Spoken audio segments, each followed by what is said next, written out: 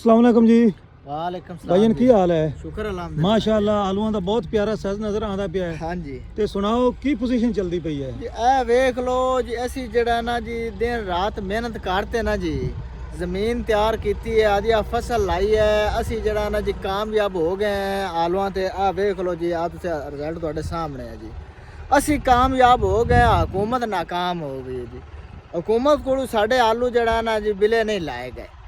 ਕਿਸੇ ਅੱਛੇ ਰੇਟ ਤੇ ਕਿਸੇ ਨੇ ਵੇਚੇ ਨਹੀਂ ਗਏ ਅਸੀਂ ਹੁਣ ਜਿਹੜਾ ਨਾ ਜੀ ਹਕੂਮਤ ਨਾਕਾਮ ਹੋ ਗਈ ਅਸੀਂ ਕਾਮਯਾਬ ਹੋ ਗਏ ਅਸੀਂ ਆਦੇ ਕੱਟੇ ਵੱਛੇ ਵੇਚ ਤੇ ਸਾਰੇ ਜਿਹੜਾ ਨਾ ਜਿਹੜੀ ਜਮਾ ਪੂੰਜੀ ਹੈਗੀ ਸਾਰੀ ਵੇਚ ਤੇ ਹੁਣ ਜਿਹੜਾ ਨਾ ਜੀ ਢੇਰੀ ਲਾਉਂਦੇ ਪਏ ਜੀ ਤੇ ਸਾਡੇ ਕੋਲ ਇੰਨੇ ਪੈਸੇ ਕੋਣੀ ਹੈਗੇ ਵੀ ਜਿਹੜਾ ਨਾ ਅਸੀਂ ਅੱਗੇ ਮੱਕੀ ਆਦੀ ਲਾ ਲਈ ਅਗਲੀ ਫਸਲ ਲਾ ਲਈ ਅਗਲੀ ਫਸਲ ਵਾਸਤੇ ਸਾਡੇ ਕੋਲ ਪੈਸੇ ਨਹੀਂ ਹੈਗੇ ਇਹ ਮੈਨੂੰ ਦੱਸੋ ਵੀ ਹਕੂਮਤ ਦੀ ਜਿਹੜੀ ਨਾਕਾਮੀ ਹੈ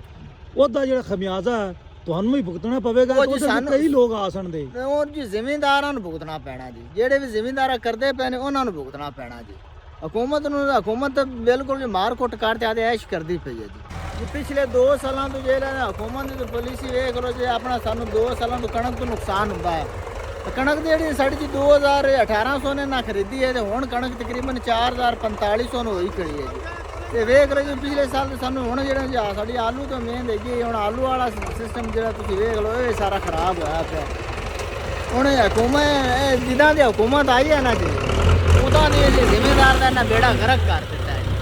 ਜ਼ਿਮੀਂਦਾਰ ਬਿਲਕੁਲ ਬੇੜਾ ਉਹਨਾਂ ਦਾ ਗਰਕ ਹੋ ਚੁੱਕਾ ਹੈ ਜ਼ਿਮੀਂਦਾਰ ਜਿਹੜਾ ਨਾ ਬਹੁਤ ਮੁਸ਼ਕਿਲ ਹੈ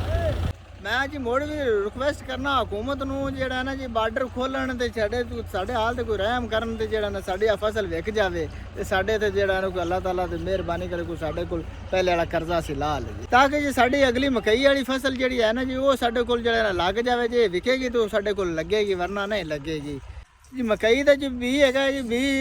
22000 ਦਾ ਬੀਜ ਦਾ ਥੈਲਾ ਹੈਗਾ 15000 ਦੀ ਡੀਆਪੀ ਹੈ ਜਿਹੜਾ ਨੇ ਯੂਰੀਆ ਦੇ 4 ਬੋਰੇ ਤੁਸੀਂ ਉਹਦੇ ਕੋਲ 4400 ਯੂਰੀਆ ਹੈ ਜੀ ਹੁਣ ਉਹ ਪੈਸੇ ਆਵਣਗੇ ਤੇ ਸਾਡੇ ਕੋਲ ਅੱਗੇ ਲੱਗੇਗੀ ਨਹੀਂ ਅਸੀਂ ਵਿਹਲੇ ਆ ਜੀ ਬਿਲਕੁਲ ਜਿਹੜਾ ਨਾ ਜੀ ਸਾਡੇ ਕੋਲ ਕੋਈ ਚੀਜ਼ ਨਹੀਂ ਰਹੇਗੀ ਸਾਡਾ ਤਾਂ ਹੁਣ ਜੀ ਅੱਲਾ ਹੀ ਹਾਫਿਜ਼ ਹੈਗਾ ਜੀ।